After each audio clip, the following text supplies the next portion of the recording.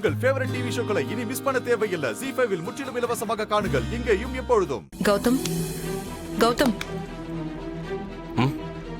உங்களை பார்க்க இன்ஸ்பெக்டர் வந்திருக்காரு. இன்ஸ்பெக்டரா?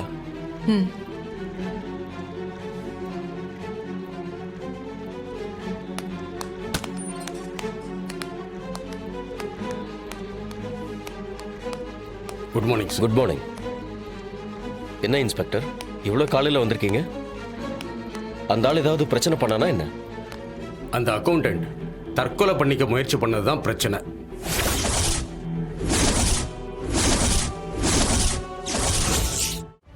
தற்கொலையா? என்ன சொல்றீங்க? சூசைட் பண்ணிக்கிட்டானா? ஆமா சார், நேத்து நைட்டு அவன் வண்டியில அடிபட்டு கிடந்திருக்கான். அவன் எழுதின சூசைட் லெட்டர் ஒன்று கிடைச்சிருக்கு. சார், பணம் கேட்டா சூசைட் பண்ணிப்பானா? என்ன சார் இது? சார், இப்ப பிரச்சனை அது இல்ல. அந்த சூசைட் நோட்ல அவன் எழுதி வச்சிருக்கிறது தான் பிரச்சனை. அதுக்காகத்தான் உங்களை காலையிலேயே பார்க்க வந்தேன். என்ன எழுதி வச்சிருக்கான் சார்? என்னோட தற்கொலை முடிவுக்கு காரணம் கௌதம் தான் எழுதி வச்சிருக்கான்.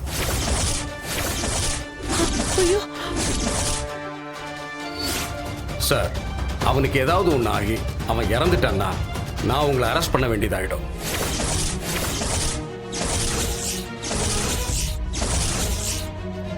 ஐயோ இன்ஸ்பெக்டர், என்ன சொல்றீங்க சார்? இவருக்கும் அதுக்கும் என்ன சம்பந்தம்?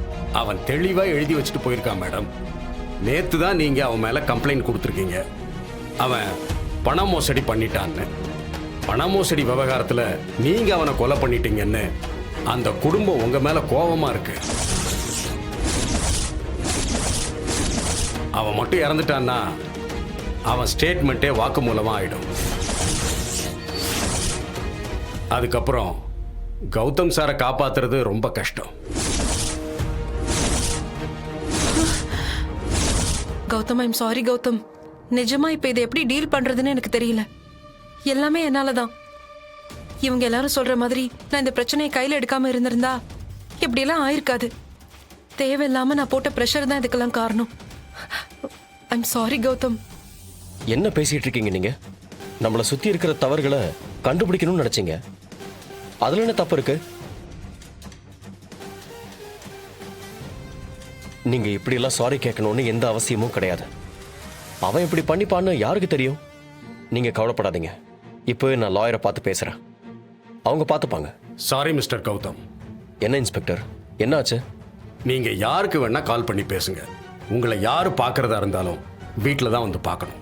நீங்க போய் பார்க்க முடியாது. ஏன்? நான் போய் பார்த்தா என்ன இப்போ? ஏன்னா உங்களை நாங்க ஹவுஸ் அரெஸ்ட் பண்ணியிருக்கோம்.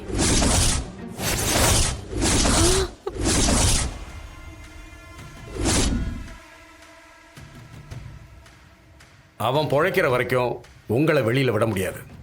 அவன் ஒய்ஃப் உங்க மேல அட்டெம்ப்ட் டு மர்டர் கம்ப்ளைண்ட் கொடுத்துருக்காங்க.